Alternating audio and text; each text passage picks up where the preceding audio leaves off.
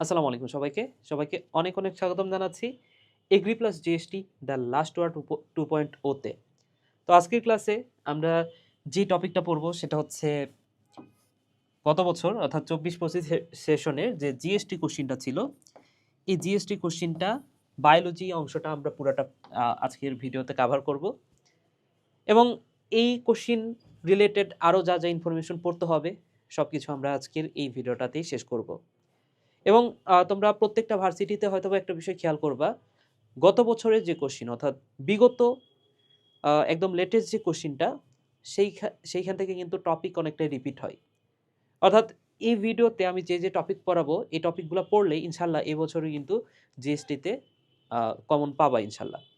তো আসো আমরা শুরু করি ক্লাসটা। তোমাদের সাথে আছি তোমাদের মাহি ভাইয়া, পড়াশোনা করছি ঢাকা বিশ্ববিদ্যালয়ে। আমরা ক্লাসটা শুরু করতে পারি। প্রথম প্রশ্নটা কি বলেছে, বাংলাদেশে কোন জিএমও ফসলটি সরকার অনুমোদন দিয়েছে? তো এখানে হচ্ছে বিটি কটন আছে, বিটি কর্ন আছে, বিটি মেইজ আছে এবং বিটি ব্রিঞ্জাল। তো এই যে বিটি বেগুন যেটাকে আমরা বলি না, বিটি বেগুন, বিটি মানে হচ্ছে ব্যাসিলাস থুরিনজিয়েন্সিস। এখানে যে বিটি বেগুন, এই বিটি বেগুনের আরেকটা নাম হচ্ছে বিটি ব্রিঞ্জাল। সো অ্যান্সারটা এই বিটি ব্রিঞ্জাল। তো এই কথাটা মাথায় রাখো যে বিটি বেগুন থাকলেও সেটা অ্যান্সার হবে। অর্থাৎ বাংলাদেশ সরকার কোনটাকে জিএমও ফসল হিসেবে অনুমোদিত করেছে? বিটি বেগুনকে। ঠিক আছে, ওকে। পরের প্রশ্নটা দেখো, কোনটি গোলাকার ভাইরাসের উদাহরণ নয়? তো গোলাকার ভাইরাস কোনগুলো সেগুলো আমাদের জানতে হবে।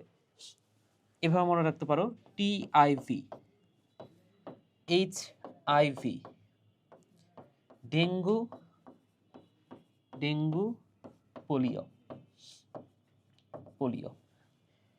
তাহলে টিআইভি এইচআইভি এভাবে না পড়ে তুমি পড়তে পারো টিআইভি মানে হচ্ছে টিভ হিপ ডেঙ্গু পোলিও। ঠিক আছে, এভাবে পড়তে পারো। তাহলে টিভ হিপ ডেঙ্গু পোলিও। তাহলে দেখো তো ভাই, এখানে অপশান কি কি আছে? এইচআইভি আছে, হিভ আছে, ডেঙ্গু আছে, পোলিও আছে। তাহলে টিভ হিপ ডেঙ্গু পোলিও এগুলো হচ্ছে গলীয়। টিভ হিপ ডেঙ্গু পোলিও গলীয়, মিল আছে না? সো গলীয় ভাইরাস কোনগুলা? এই যে এই তিনটা হচ্ছে গলীয় ভাইরাস। তাহলে হারপিস এটা গলীয় ভাইরাস না।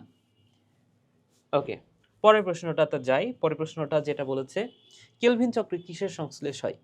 তো বুঝতে হবে যে কেলভিন চক্র কখন ঘটে। দেখো 1905 সালটা 1905, এই 1905 সালে একজন বিজ্ঞানী যার নাম হচ্ছে ব্ল্যাকম্যান, কালো মানুষ। ঠিক আছে, সো বিজ্ঞানীটার নাম কি? ব্ল্যাকম্যান। এই ব্ল্যাকম্যান বিজ্ঞানী উনি যেই কাজটা করছে, সালোক সংশ্লেষণকে দুটি পর্যায়ে ভাগ করেন। সো দুইটি পর্যায় কি কি? দুইটা পর্যায়ের একটা হচ্ছে আলোক পর্যায়, একটাকে বলা হচ্ছে কি ভাইয়া? আলোক পর্যায়, এবং আরেকটা হচ্ছে অন্ধকার পর্যায়। তোমাকে যদি প্রশ্ন করি, বলো তো ভাইয়া, আলোক পর্যায় তো আলোতে ঘটে, তাহলে অন্ধকার পর্যায় কোথায় ঘটে? অনেকে বলবা যে অন্ধকার পর্যায় ভাইয়া অন্ধকারে ঘটে, কিন্তু আমি যদি এই অন্ধকার পর্যায়ের আরেকটা নাম বলি, এটাকে বলা হয় আলোক নিরপেক্ষ পর্যায়। অন্ধকার পর্যায়ের আরেকটা নাম হচ্ছে আলোক নিরপেক্ষ পর্যায়। তাইলে তোমরা হয়তো বা বুঝতে পারবা এটা হচ্ছে আলোক নিরপেক্ষ পর্যায়। অর্থাৎ এই পর্যায়টা আলোতেও ঘটতে পারে, অন্ধকার হইলেও ঘটতে পারে। ঠিক আছে, অর্থাৎ আলোতেও ঘটে, অন্ধকারেও ঘটে। আর এটা কি তাহলে? এটা হচ্ছে আলোক নির্ভর পর্যায়। তো এই আলোক পর্যায় এটা আবার দুইভাবে ঘটতে পারে। আলোক পর্যায় এখানে আসলে কি হয় সেটা ফার্স্টে বলতে পারি। সো আলোক পর্যায়ে যে ঘটনাটা ঘটে সেটা হচ্ছে এখানে ফটোলাইসিস অফ ওয়াটার ঘটে। এটা যদিও অচক্রিয়তে ঘটে, চক্রিয়তে ঘটে না। এবং ফটোলাইসিস অফ ওয়াটারের ফলে কি তৈরি হয়? অক্সিজেন তৈরি হয়।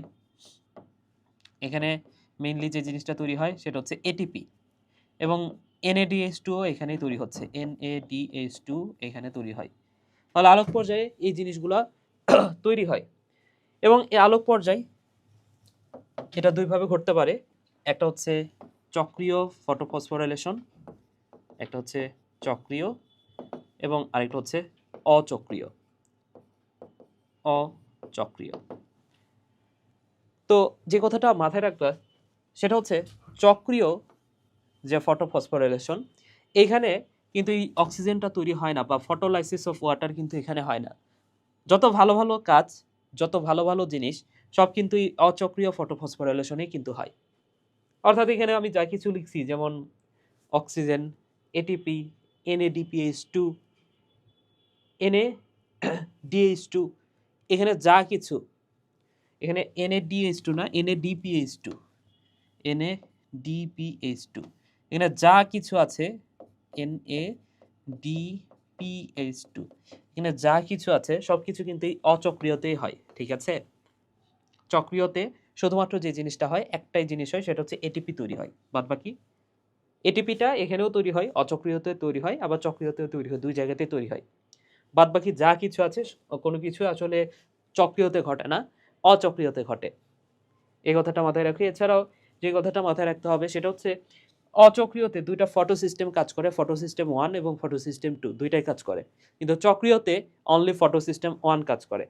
ঠিক আছে, আচ্ছা, তাহলে যে কথাটা মাথায় রাখবা, এখানে কিন্তু এই ফটোলাইসিস অফ ওয়াটারও ঘটে, ফটোলাইসিস অফ ওয়াটারও ঘটে। আর ফটোলাইসিস অফ ওয়াটার মানে কি, এখানে সিস মানে প্রক্রিয়া, লাইসিস মানে ভাঙার প্রক্রিয়া, ফটো মানে হচ্ছে আলো। তাহলে আলোর সাহায্যে ভাঙার প্রক্রিয়া ফটোলাইসিস। কি ভাঙার প্রক্রিয়া? ওয়াটার। তাহলে ফটোর সাহায্যে মানে আলোর সাহায্যে আলোর সাহায্যে কি ভাঙার প্রক্রিয়া? ওয়াটার, পানি ভাঙার প্রক্রিয়া। সো একটা পানির উপরে যদি সূর্যালোক পড়ে, সেটা ম্যাঙ্গানিজ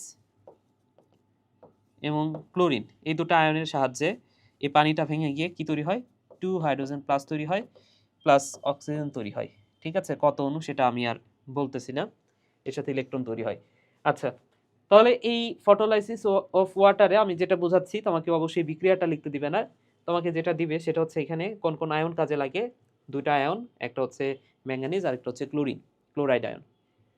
আচ্ছা, অন্ধকার পর্যায়ে চ্যাপ্টার শেষ করি, সরি আলোক পর্যায়ে চ্যাপ্টারটা এখানে শেষ করি। এরপরে হচ্ছে অন্ধকার পর্যায়, রাইট?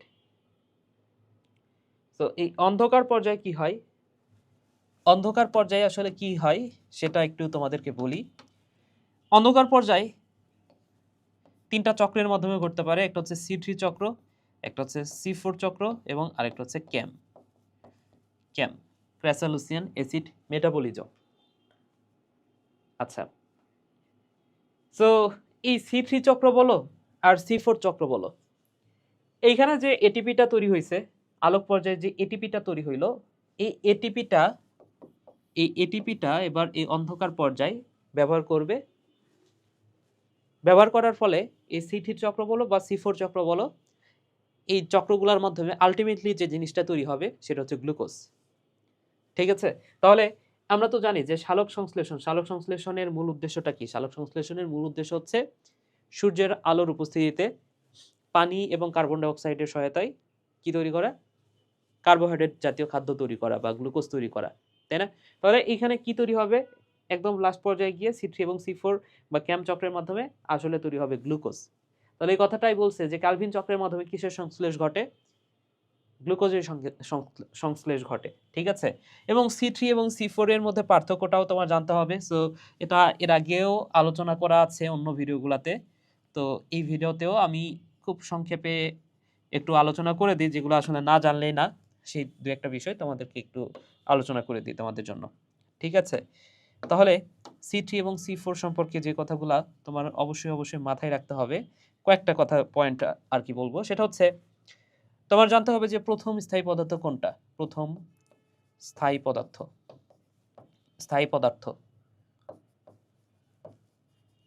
C3 এর প্রথম স্থায়ী পদার্থ হচ্ছে, নামের মধ্যে থাকবে 3PGA, 3-ফসফোগ্লিসারিক অ্যাসিড।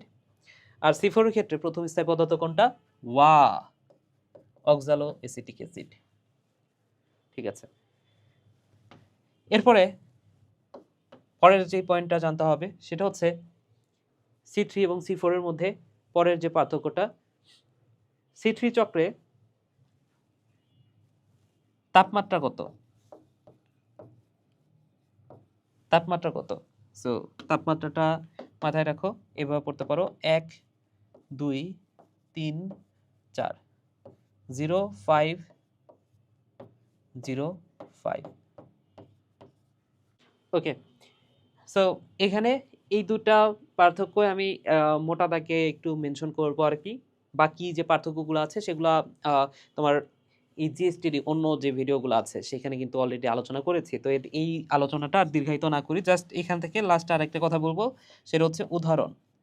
এটার উদাহরণ, তো উদাহরণ মনে রাখো, C4 উদ্ভিদের উদাহরণগুলো কি কি? এটা হচ্ছে আখ বা ইক্ষু, ভুট্টা এবং ঘাস। আখ, ভুট্টা, ঘাস, সেটা হতে পারে মুথা ঘাস, অ্যামারান্থাস ঘাস, যে কোনোটা হতে পারে, নোটে ঘাস। তাহলে ওগুলো বাদ দিলে যা যা কিছু আছে সবকিছু হচ্ছে C3 উদ্ভিদ, সবকিছু C3 উদ্ভিদের উদাহরণ।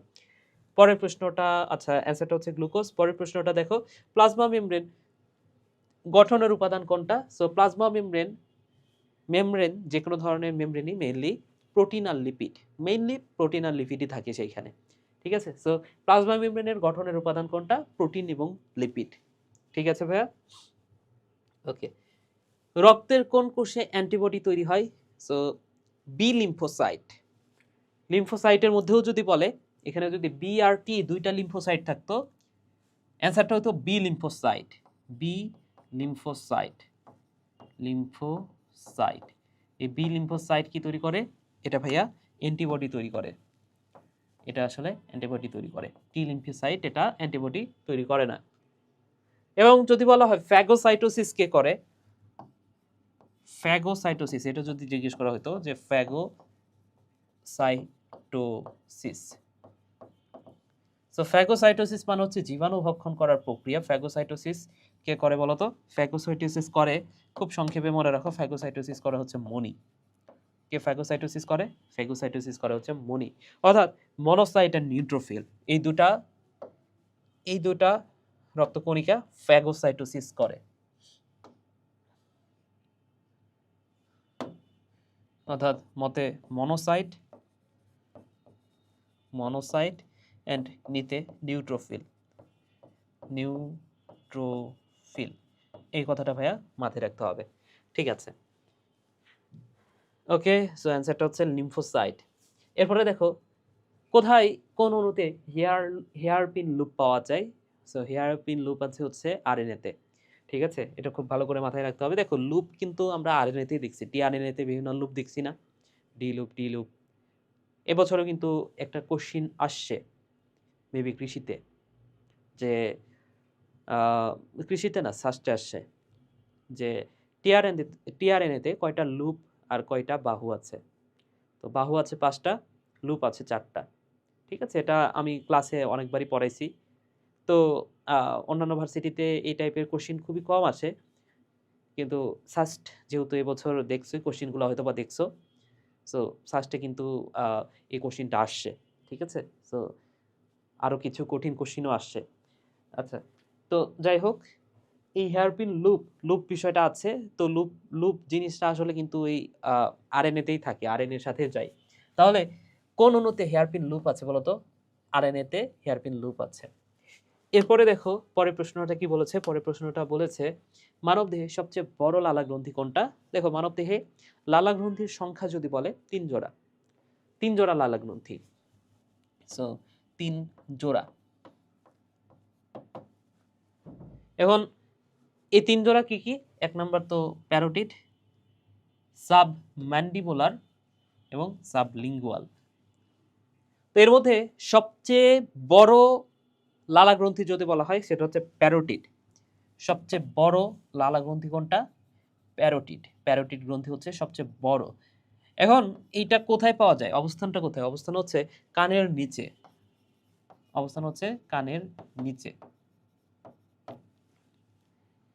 সাবলিঙ্গুয়াল এটা কোথায় পাওয়া যায়? এটা হচ্ছে জিহবার নিচে। লিঙ্গুয়াল কথাটার অর্থ হচ্ছে জিহবা। সো এটা কোথায় পাওয়া যাচ্ছে? জিহবার নিচে।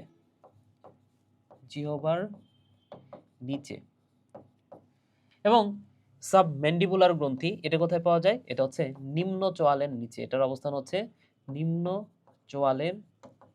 চোয়ালের নিচে। এই কথাটা ভাইয়া মাথায় রাখতে হবে, ঠিক আছে, নিম্ন চোয়ালের নিচে। ওকে, তাহলে অ্যান্সারটা হচ্ছে সবচেয়ে বড় লালা গ্রন্থি হচ্ছে প্যারোটিড গ্রন্থি।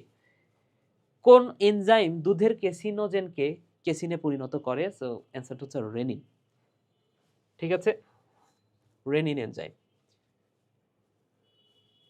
কোন হরমোন ক্ষুধার উদ্রেক করে? দেখো আমরা গ্রিলের কথা মনে পড়লেই কিন্তু ক্ষুধা লেগে যায়, তাই না? গ্রিল যাদের ফেভারিট খাদ্য, আমার মনে হয় যে অনেকেরই ফেভারিট খাদ্য, তাই না? তো গ্রিলের কথাটা মনে পড়লেই কিন্তু আসলে ক্ষুধা ক্ষুধা লাগে। যেমন এই যে গ্রিলের কথা বলতেছি, আমার ক্ষুধা লেগে গেছে। তো গ্রিলিন এই হরমোনটা আসলে ক্ষুধার উদ্রেক করে, ঠিক আছে। তো এখানে খাবারের নামের সাথে কোনটা মিল আছে? কোন হরমোনটার মিল আছে? ইনসুলিন না, খাবারের সাথে মিলে না। সিক্রেটিন মিলে না। পিপি, পিপিও মিলে না, ঠিক আছে। পেপে হইলে একটা কথা ছিল, পিপি এটাও মিলে না। তো গ্রিল যেটা, গ্রিলিন, এটা হচ্ছে গ্রিলের সাথে মিলতেছে, তাহলে এটা হচ্ছে ক্ষুধার উদ্রেক করে, গ্রিলিন, মাথায় রাখো। ওকে, পরের প্রশ্ন ওঠাতে যাই। পরের প্রশ্নটা বলছে যে কোন হরমোন উদ্ভিদের মূলের বৃদ্ধি নিয়ন্ত্রণ করে? সো মূলের বৃদ্ধি নিয়ন্ত্রণ করে বললে অক্সিন, ঠিক আছে। সো মূলের বৃদ্ধি কোনটা নিয়ন্ত্রণ করে? মূলের বৃদ্ধি নিয়ন্ত্রণ করে হচ্ছে অক্সিন। আর যদি বলে এমনিতে ওভারঅল বৃদ্ধি, সেটা কিন্তু জিবরেলিন। ওকে, এরপরে দেখো পাটের আঁশ কোন ধরনের ভাজক টিস্যু? সেকেন্ডারি ফ্লোয়েম টিস্যু, ঠিক আছে। সেকেন্ডারি ফ্লোয়েম টিস্যুকে বলা হচ্ছে বাস্ট ফাইবার, আর বাস্ট ফাইবারের উদাহরণ হচ্ছে পাটের আঁশ। তো সেকেন্ডারি ফ্লোয়েমে অবস্থিত ফাইবারকে বলা হয় বাস্ট ফাইবার, এবং এই বাস্ট ফাইবারের উদাহরণে কিন্তু পাটের আঁশ, ঠিক আছে। তো তোমাদের বই ভাই লেখা আছে যে সেকেন্ডারি ফ্লোয়েমে অবস্থিত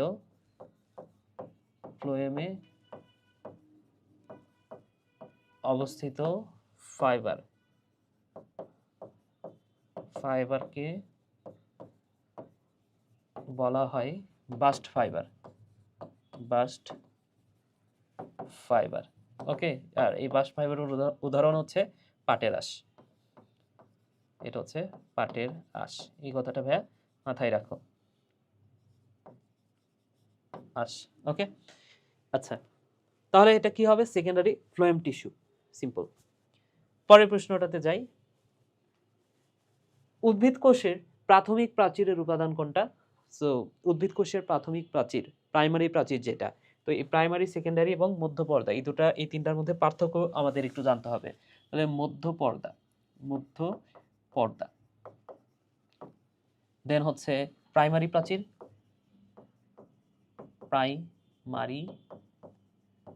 প্রাচীর, এবং 3 নম্বর হচ্ছে সেকেন্ডারি প্রাচীর।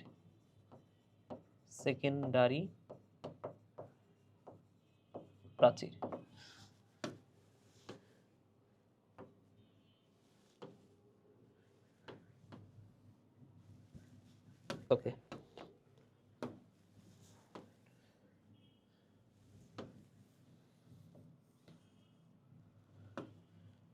তো চিত্রের মাধ্যমে যদি একটু দেখো তাইলেও অনেকটাই বোঝা হয়ে যায়। এটা যদি মধ্যপর্দা হয়, এর উপরে থাকে প্রাইমারি প্রাচীর।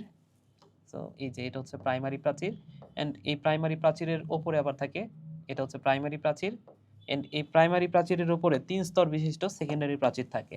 তাহলে সেকেন্ডারি প্রাচীরটা 3 স্তর বিশিষ্ট হয়, ঠিক আছে। এই পাশেও 3 স্তর বিশিষ্ট। ওকে, তাহলে এই হচ্ছে সেকেন্ডারি প্রাচীর, এখানে দেওয়া হয় নাই। ওকে, তাহলে মধ্যপর্দা এটা তো একটা সাধারণ পর্দা, তাই না? মধ্যপর্দা কি? এটা সাধারণ পর্দা।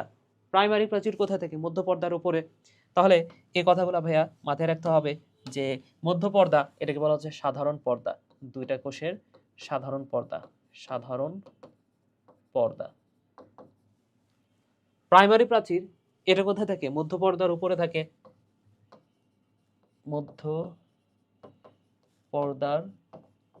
থাকে, এবং সেকেন্ডারি প্রাচীর এটা কোথায় থাকে? এটা প্রাইমারি প্রাচীরের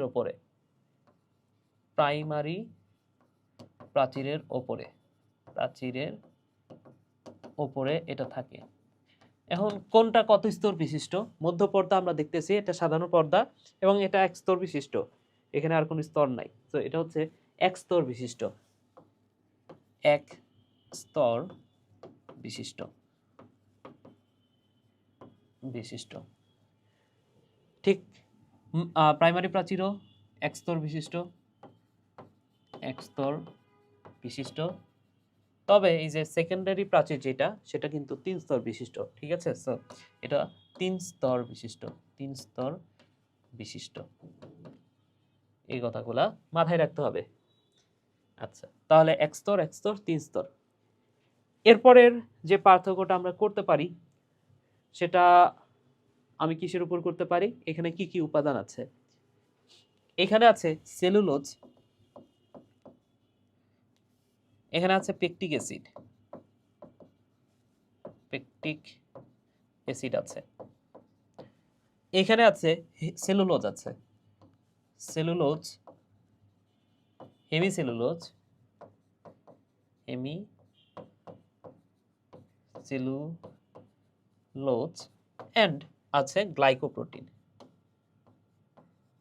গ্লাইকোপ্রোটিন। এখানে পেকটিক অ্যাসিড আছে, সেলুলোজ আছে, হেমিসেলুলোজ, ও গ্লাইকোপ্রোটিনটা তো এখানেই আছে, কি লিখি, গ্লাইকোপ্রোটিন আছে এইখানেই আছে। ঠিক আছে, আর সেকেন্ডারি প্রাচীর এইখানে কি থাকে, সেলুলোজ থাকে আর লিগনিন থাকে।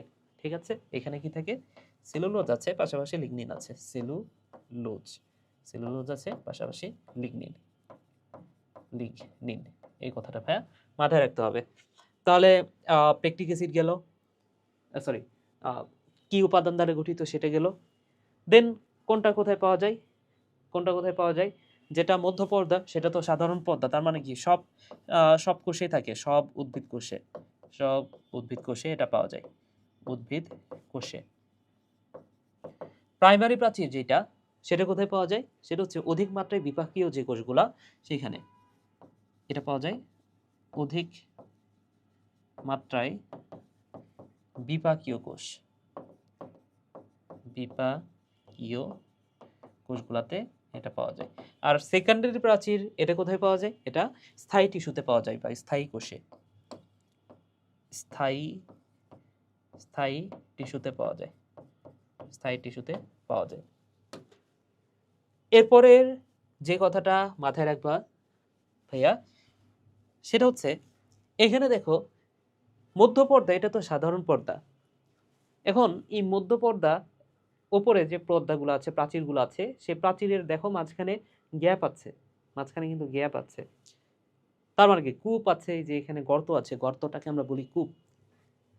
তাহলে এখানে কি আছে বলতো, মধ্যপর্দা এটা কি ওই কূপটাকে বলা হয় কূপ জোর, যেহেতু দুই পাশে আছে কূপ জোর বা পিট পেয়ার। তাহলে এখানে কি পিট পেয়ার আছে, না, মধ্যপর্দায় কোনো পিট পেয়ার নাই। তাহলে এই কথাটাই মাথায় রাখো যে পিট পেয়ারে খণ্ডিত নয়, পিট পেয়ারে এটা খণ্ডিত নয়, খণ্ডিত নয়, এটা হচ্ছে খণ্ডিত, খণ্ডিত, এটাও খণ্ডিত, রাইট, এটাও খণ্ডিত।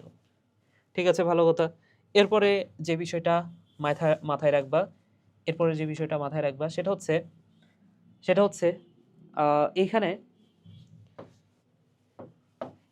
এই যে মধ্যপর্দা যেটা, সেখানে খুব সূক্ষ্ম কিছু ছিদ্রপথ দেখা যায়। এই ছিদ্রপথটার নাম মনে রাখো, এই ছিদ্রপথটার নাম হচ্ছে প্লাজমোডেসমাটা। হ্যাঁ, এখানে লিখে রাখো।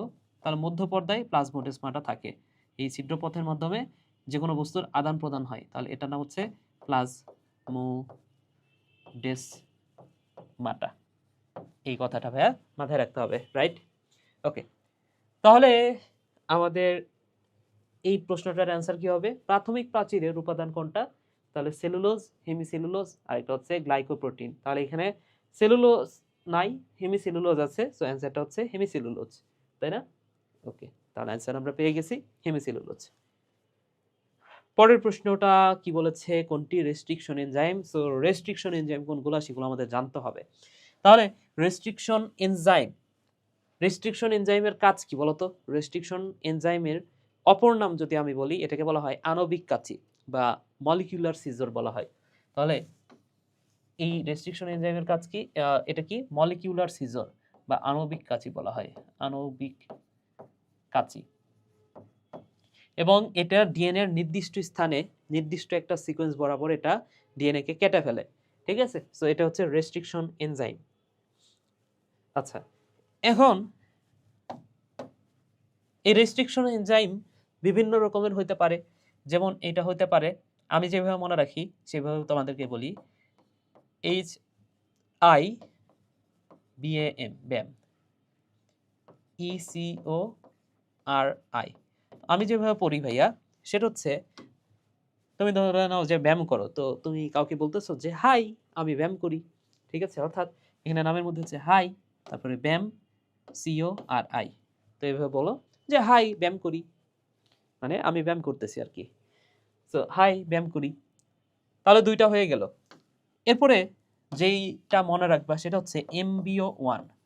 MBO1 তো মানুষের MBO মানে হচ্ছে মোবাইল, মোবাইল তো আমাদের একটাই থাকে তাই না, নর্মালি একটাই থাকে, তাহলে MBO1। এরপরে যে কথাটা মনে রাখবা HPA, HPA হচ্ছে 2, তাহলে মানুষের পা কয়টা, দুইটা, এবং আরেকটা HIND 3। তাহলে এখানে এইচ এর পরে তিনটা স্মল লেটার আছে, তিনটা স্মল লেটার থাকার কারণে মনে রাখো সেটা আবার 3, তাহলে HIND 3। তাহলে এইগুলো হচ্ছে রেস্ট্রিকশন এনজাইম, তাহলে কোনটা রেস্ট্রিকশন এনজাইম, HIND 3। ওকে, পরের প্রশ্নটা দেখো, মানবদেহে লাম্বার কশেরুকার সংখ্যা কয়টা? লাম্বার কশেরুকার সংখ্যা কয়টা? তো কশেরুকার নামগুলা ফার্স্টে আমাদের জানতে হবে। আমি যেভাবে মনে রাখি নামগুলা, আমার মতো করে জাস্ট মনে রাখি, সার থোরাসিক বা সারথোরা, থোরা মানে কি একটু লম্বা সকাল, থোরা লম্বা সকাল, ঠিক আছে, আমি আমার মতো করে মনে রাখি। তো তোমার যদি কোনো ট্রিক্স থাকে বা তোমার এমনিতেই মনে থাকতে পারে, কারণ এটা তো খুবই কমন একটা পড়া, তো এমনিতেই মনে থাকি সবার। তো আমি যেভাবে মনে রাখি যে থোরা মানে কি, হিন্দিতে থোরা মানে হচ্ছে ভাই একটু, তাহলে আমি আমি বলতেছি যে স্যার একটু লম্বা সকাল, হ্যাঁ, অর্থাৎ স্যার থোরা লম্বা সকাল। তাহলে এখানে স্যার মানে কি সার্ভাইকাল। আচ্ছা, নামগুলো আর না বলি, হ্যাঁ, মুখে জাস্ট বলে দিই, কারণ তুমি যদি এটা মনে রাখো তাহলে এমনিতেই হয়ে যাচ্ছে। তাহলে স্যার মানে হচ্ছে সার্ভাইকাল, থোরা মানে হচ্ছে থোরাসিক, লম্বা মানে হচ্ছে লাম্বার, স মানে হচ্ছে স্যাক্রাল, এবং ক মানে হচ্ছে কক্সিজিয়াল। এই 5 ধরনের কশেরুকা আছে। তো আমার সাথে একটু সংখ্যা পড়ো, বলো, আমার সাথে বলো। সংখ্যাটা হচ্ছে 7, 12, 5, 5, 4, 7, 12, 5, 5, 4, 7, 12, 5, 5, 4, 7, 12, 5, 5, 4। এবং আরেকটা সংখ্যা 7, 12, 5, 1, 1, 7, 12, 5, 1, 1, 7, 12, 5, 1, 1। আরেকটা সংখ্যা চাইলে মাথায় রাখতে পারো, সেটা হচ্ছে 8, 12, 5, 5, 1। তো কোনটা দ্বারা আসলে কি বুঝাচ্ছি আমি সেটা একটু বলে দিতে আমাদের। দেখো এখানে যোগ করো, দেখো এটা যোগ করলে কত হবে, 33, 33টা। তাহলে 7, 12, 5, 5, 4 এটা কি, অপরিণত অবস্থায়, অপরিণত পরিণত অবস্থায় কশেরুকার সংখ্যা, কশেরুকার সংখ্যা। দেখো মানুষ যখন ছোট ছিল তখন তখন তো হাড়ের সংখ্যা বেশি থাকে তাই না, জন্মকালে শিশুর দেহে 300টা হাড় থাকে, তাহলে কশেরুকার যে হাড়গুলা সেটাও কিছুটা সংখ্যায় বেশি ছিল। তাহলে জন্মের সময় হাড় কয়টা ছিল, 33টা ছিল, অর্থাৎ 7, 12, 5, 5, 4। কিন্তু মানুষ যখন পরিণত হয়ে যায়, এখানে যোগ করে দেখো, এখানে তুমি মোট পাবো 26টা, 7, 12, 5, 1, 1। তাহলে এটা হচ্ছে পরিণত বয়সে, পরিণত বয়সে বয়সে কিন্তু ওই যে 8, 12, 5, 5, 1 এটা তুমি যদি যোগ করো সেটা হচ্ছে 31। তো 31টি না, 31 জোড়া, 31 জোড়া দ্বারা কি বোঝাচ্ছি, এই 31 জোড়া সুষুম্না স্নায়ুর সংখ্যা। এটা হচ্ছে সুষুম্না স্নায়ুর সংখ্যা হচ্ছে 31 জোড়া, স্নায়ুর সংখ্যা হচ্ছে 31 জোড়া। তাহলে এই সংখ্যাগুলা তোমার মাথায় রাখতে হবে। তাহলে লাম্বার কশেরুকা, সার থোরাসিক, সার থোরা লম্বা, লাম্বার, 7, 12, 5। অ্যান্সারটা কি হবে? 5, 5টা। পরের প্রশ্নটা কি বলেছে? কোন অঙ্গাণুটি অটোফাগির সাথে জড়িত? সো অটোফাগি বা অটোলাইসিস যে ওয়ার্ডটাই বলি, অটোলাইসিস বা সুইসাইডাল স্কোয়াড, সুইসাইডাল স্কোয়াড বা আত্মঘাতী থলিকা, আত্মঘাতী থলিকা যেই নামটাই আমি বলি ভাইয়া, সেটা কোন অঙ্গাণুর সাথে জড়িত হবে? লাইসোজোম। অ্যান্সারটা হচ্ছে লাইসোজোম। ওকে, পরের প্রশ্নটাতে যাই। ক্রসিং ওভার ঘটে মিওসিসের কোন পর্যায়ে? প্রোফেজ 1। প্রোফেজ 1-এর প্যাকাইটিন উপদশায়। ঠিক আছে, সো অ্যান্সারটা হচ্ছে প্রোফেজ 1-এর প্যাকাইটিন উপদশা। সুপার রাইস ধানে কোন ভিটামিন থাকে? Vitamin A. দেখো এখানে যে প্রোফেজ 1 বা ক্রসিং ওভার প্রোফেজ 1-এর মধ্যে কি কি আছে, যে উপদশাগুলো আছে, সেগুলো নিয়ে কিন্তু অলরেডি জিস্টির অন্যান্য যে ভিডিওগুলো, সেগুলোতে কিন্তু অলরেডি আলোচনা হয়েছে, তাই না? তো এই কারণে ওই পুরা মিওসিস আর এখানে আলোচনা করতেছি না, কারণ মিওসিস আলোচনা করতে 20 থেকে 25 মিনিটের মতো লাগবে।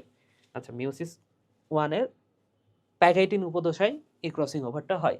সুপার রাইস ধানে কোন ভিটামিন থাকে? ভিটামিন এ। ঠিক আছে, সো সুপার রাইস ধানে কোন ভিটামিনটা থাকে? ভিটামিন এ। এই ভিটামিন এর জন্য যে জিনগুলো, সেগুলো কোথা থেকে স্থানান্তর করা হয়েছে? রাইসে, এই ভাতে, ড্যাফোডিল থেকে। ঠিক আছে, ড্যাফোডিল থেকে এই ভিটামিন এ তৈরির যে জিনগুলো, সেগুলো স্থাপন করা হয়েছে। আচ্ছা, যে আর যদি বলে কোন টাইপের ধানে? জ্যাপোনিকা টাইপ ধানে। তাহলে জ্যাপোনিকা টাইপ ধানে ড্যাফোডিল থেকে ক্যারোটিন তৈরির জিন স্থাপন করা হয়েছে, বিটা ক্যারোটিন তৈরির জিন স্থাপন করা হয়েছে, যেটা ভিটামিন এর অভাব পূরণ করে। ঠিক আছে, তো এটা একটু লিখে দিই তোমাদেরকে, জাস্ট ওয়ার্ডগুলো মনে রাখো। জ্যাপোনিকা, জ্যাপোনিকা টাইপ ধান, জ্যাপোনিকা টাইপ ধানে ড্যাফোডিল হতে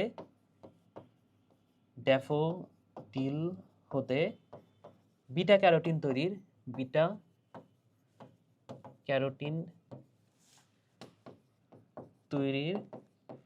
জিন স্থানান্তর করা হয়েছে,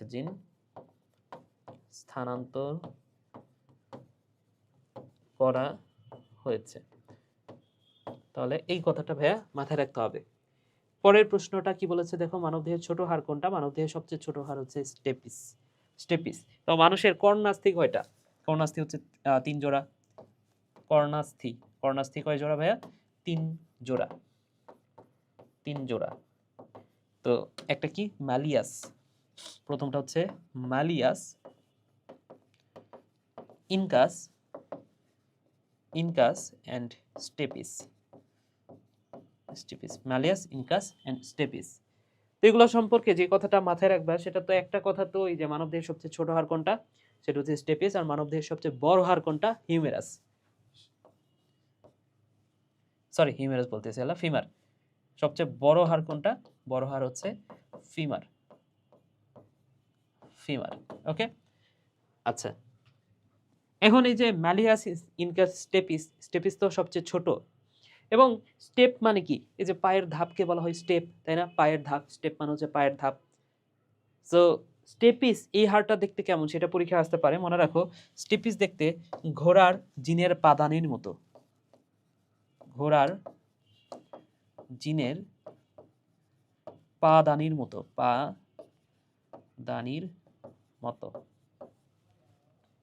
ইনকাস ন আছে, ন থেকে মনে রাখো নেহাইয়ের মতো। এটা হচ্ছে নেহাইয়ের মতো। এবং ম্যালিয়াস এটা দেখতে হাতুড়ির মতো। এই কথাটা ভাইয়া মাথায় রাখতে হবে। ঠিক আছে, এরপরের প্রশ্নটাতে যাই আমরা। নিচের কোনটি গ্লাইকোলাইসিস এবং ক্রেবস চক্রকে সংযোগ করে? এটা হচ্ছে এসিটাইল কোয়ে। কে না জানো? এখানে তোমার এসিটাইল কোয়ের পরিবর্তে আরেকটা নাম থাকতে পারতো, সেটা হচ্ছে অক্সিডেটিভ। এটাকে বলা হয় অক্সিডেটিভ ডিকার্বক্সিলেশন, ডিকার্বক্সিলেশন। ঠিক আছে। গ্লাইকোলাইসিসের আরেকটা নাম হচ্ছে ইএমপি পাথওয়ে, এটাকে বলা হয় ইএমপি পাথওয়ে, পাথওয়ে নামে ডাকা হতে পারে। এছাড়াও শ্বসনের সাধারণ গতিপথ, সবাত ও অবাত শ্বসনের প্রথম ধাপ, এই নামগুলোতে রাখা যেতে পারে।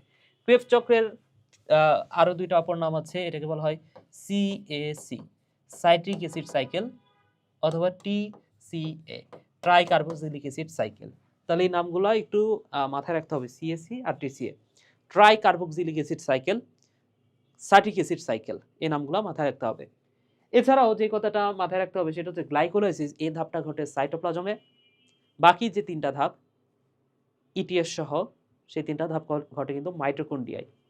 এবং এইখানে আমরা এসিটাইল কোয়ে সৃষ্টি এর একটা অপর নাম পড়লাম অক্সিডেটিভ ডিকার্বক্সিলেশন। মনে রাখো ইটিএস এর একটা অপর নাম আছে, ইটিএস কে বলা হয় অক্সিডেটিভ ফসফোরাইলেশন। সো তোমাকে অপর নাম দিয়ে কিন্তু কোশ্চেন করতে পারে, এটাকে বলা হয় অক্সিডেটিভ ফসফোরাইলেশন, রাইলেশন। ওকে, পরের প্রশ্নটাতে যাই। প্রোটিন সংশ্লেষণে কোনটিকে সমাপনীকরণ বলা হয়, অর্থাৎ সমাপ্তকরণ হচ্ছে ওয়াগ, এটা হচ্ছে ওয়াগ, উগা, ওয়া, এগুলো হচ্ছে সমাপ্তকরণ, ওয়াগ উগা ওয়া। আর যদি বলা হয় স্টার্টকোডন হচ্ছে এইউজি।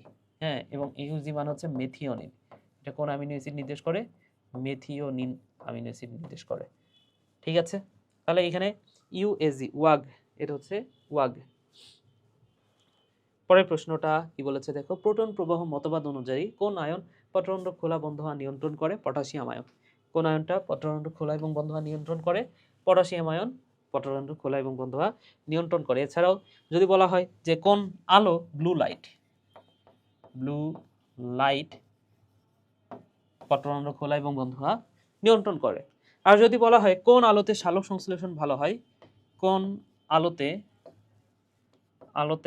সালোক সংশ্লেষণ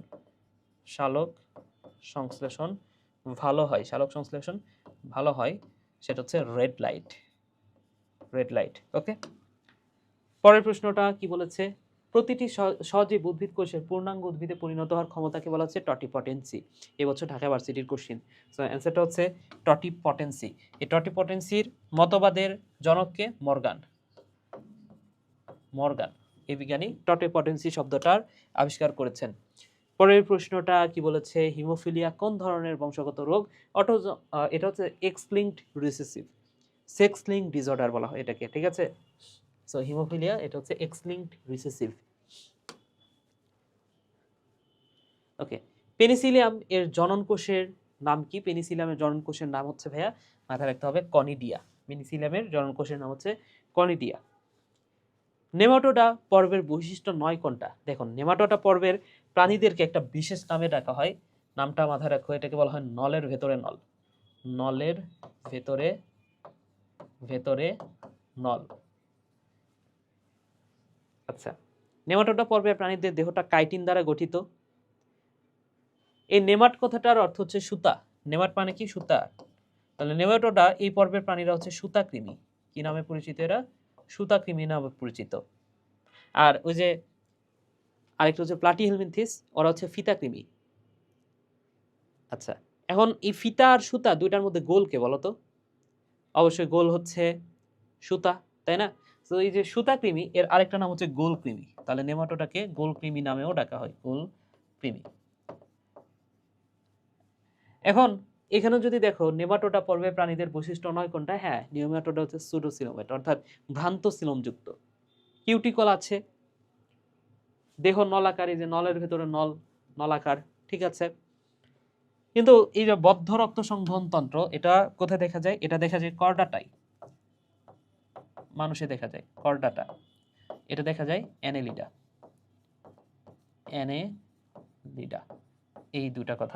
এই কথাটা মাথায় রেখো। ঠিক আছে, ওকে। সো এই ছিল শেষ কোশ্চিনটা। ঠিক আছে, অ্যান্সারটা হচ্ছে বদ্ধ সংবহন তন্ত্র। তো পুরো ভিডিওটা আশা করি তোমাদের কাছে ফলপ্রসূ হয়েছে। যারা পুরো ক্লাসটা দেখেছো তোমাদেরকে অসংখ্য অসংখ্য ধন্যবাদ।